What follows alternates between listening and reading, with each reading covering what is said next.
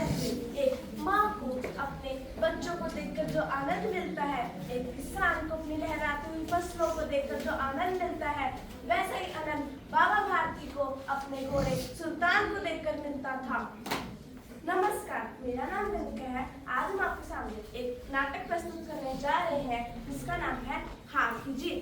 अब सारा नाटक मैं कहती रहूंगी, आइए मेरे संग देखते हैं। एक गांव में एक बाबा रहते थे जिनको लोग प्यार से बाबा भारती बुलाते थे। उनके पास एक बड़ा ही विचित्र घोड़ा था। अरे बाबा भारती कितने भाग्यशाली हैं, उनके पास इतना विचित्र घोड़ा है। जरूर बाबा भारती ने पिछले जन्म में कोई पुण्य काम किया होगा, इसलिए तुमको इतना सुंदर और विचित्र घोड़ा मिला है। हाँ, तुमने सही कहा। अब आपने उनके घोड़े सुल्तान के बारे में सुन ही लिया होगा, आइए मेरे संग देखते हैं। ओ मेरे प्यारे घोड़े, ओ मेरे प्यारे सुल्तान, तुम कितने सुंदर, तुम्हारी आंखें, वाह, तुम्हें देखकर तो मजा आ जाता है। मैं तुम्हें कभी भी सीने से दूर नहीं होने दूंगा। नमस्कार बाबा जी। नमस्कार, कैसे आना हुआ? कुछ नहीं, मुझे आपसे बस एक चीज उधार में चाहिए। क्या चाहिए? बोलो बोलो, अवश्य बोलो। मुझे आपसे आपका घोड़ा थोड़े दिनों के लिए उधार में चाहिए, क्योंकि मैंने अपने दोस्तों से शर्त लगाई है।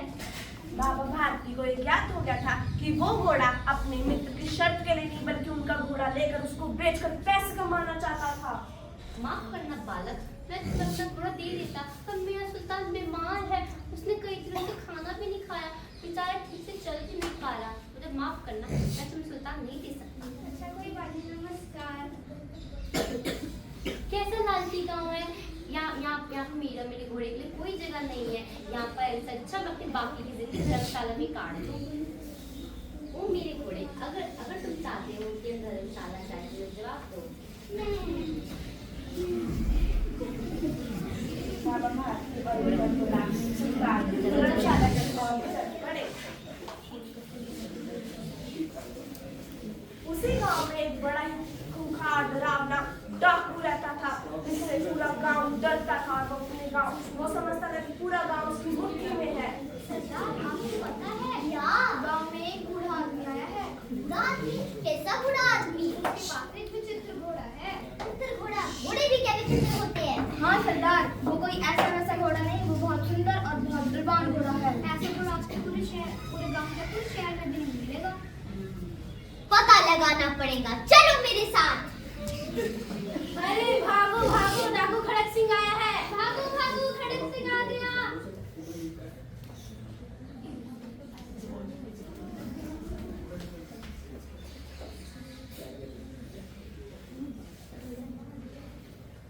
नमस्कार बाबा जी। नमस्कार खड़क सिंह, कैसे आना हुआ? आपकी घोड़े के बारे में बहुत से चीज सुने हैं मैंने। बाबा भारती अपने घोड़े की प्रशंसा और तारीफें करने लगे। हाँ हाँ, तुमने बिल्कुल सही सुना। मेरा घोड़ा, मेरा सुल्तान कितना सुंदर, कितना बलवान, उसके नेत्र, वाह, उसे देखकर तो मजा आ जाता है। यहाँ पर खड़े क्यों, जरा मेरी घोड़े पर नजर तो डालो। हाँ चलो। सुल्तान आ जाओ। क्यों है मेरा घोड़ा सुल्तान? डाकू खड़क सिंह के मन में उनके घोड़े सुल्तान को चुराने का इरादा आ गया था। यह मेरे बच्चे के समान है, मैं तो कभी भी अपनी सीधी नहीं होने दे सकता। ये घोड़ा मुझे दे दो बाबा जी। वैसे भी आपकी उम्र हो गई है, आप इस घोड़े का क्या ही करेंगे? आप इस घोड़े की मुंह मांगी कीमत मांगे, मैं आपको दे दूंगा, पर ये घोड़ा मुझे दे दो। क्या अपना बोल दो खड़क सिंह, मैंने तुम्हें बताया था ना, सुल्तान मेरे बच्चे के समान है, मैं से कभी भी अपने सीधे दूर नहीं होने दे सकता। घोड़ा दे दीजिए बाबा जी, ये खड़क सिंह है, इसको तो चाहिए होता है, वो ये नहीं लेता है। नहीं, मैं तो सुल्तान नहीं दूंगा। अगर तुम एक माँ को कहोगे अपना बच्चा त्याग दूं तो वो त्याग देगी। रह दीजिए बाबा जी, आपसे नहीं हो पाएगा। मैं तुम्हें चेतावनी देता हूँ, मैं तुम्हारा घोड़ा लेके ही जाऊंगा। बाबा भारती बहुत ज्यादा डर गए और उदास हो गए जब उनको उनके घोड़े की ये धमकी मिली। मेरे सुल्तान, मेरी घोड़े की मुझसे कोई हेल्प नहीं करेगा, तुम मुझसे मेरी रहोगे सुल्तान। मेरा घोड़ा, मेरा सुल्तान। सुल्तान, रात हो गई है, सो जाओ।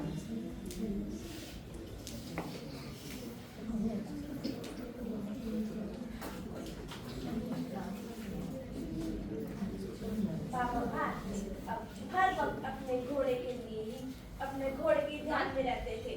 सुल्तान,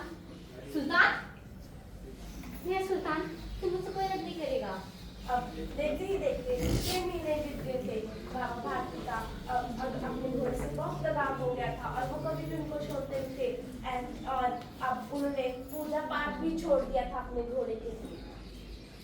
सुल्तान, 6 महीने बीत गए हैं, हम घर से बाहर ही नहीं निकले। अगर खड़क सिंह को आना होता तो कब का आ जाता। चलो आज एक सैर पर चलते हैं।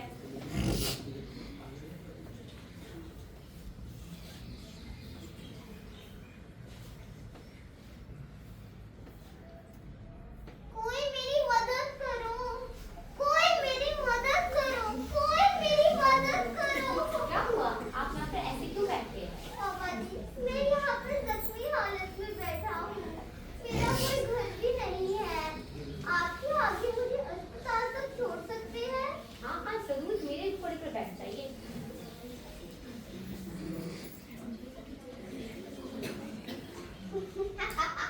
पापा जी, मेरी मदद करो।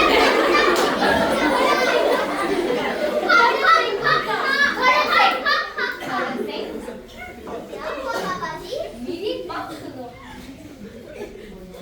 बोलो बाबा जी, पर मैं घोड़ा नहीं दूंगा। घोड़े का तो नाम मत लो, अब वो तुम्हारा हो चुका है। तुम बस एक चीज ध्यान में रखना कि तुम ये बात किसी को मत बताना। ठीक है, मैं ये बात नहीं बताऊंगा किसी को, पर ऐसा क्यों बाबा जी? अगर तुमने ये बात लोगों को बता दी तो वो गरीबों पर विश्वास करना छोड़ देंगे। राहु खड़क सिंह अपने इस बाबा जी के इस विचार से बहुत ज्यादा सोचने लगा। ठीक है बाबा जी, मैं ये बात किसी को नहीं बताऊंगा। बाबा भारती रोते हुए अपने अपने धर्मशाला की ओर चल पड़े।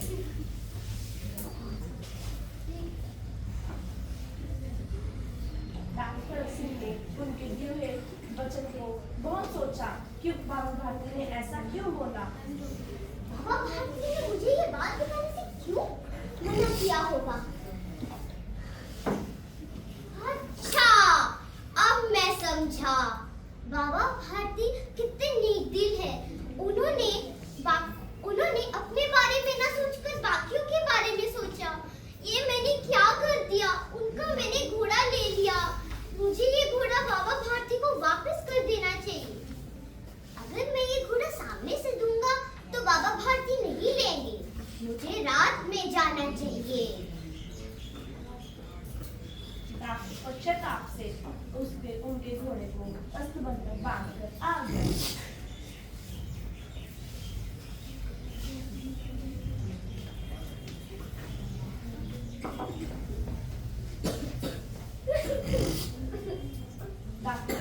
पश्चाताप के आंसू से वापस चला गया। सुबह हो गई है, चलो सुल्तान को खाना खिला देता हूँ। अरे सुल्तान को तो खड़क सिंह लेकर चला गया। सुल्तान, सुल्तान, ओ मेरे प्यारे घोड़े, ओ मेरे सुल्तान, मैं तुम्हें कहा था ना तुम्हें मुझसे कोई अलग नहीं करेगा। भला वो खड़क सिंह का जो उसने मेरा घोड़ा वापस कर दिया। इस कहानी से हमें ये शिक्षा मिलती है कि जैसा भला करोगे वैसा ही होगा।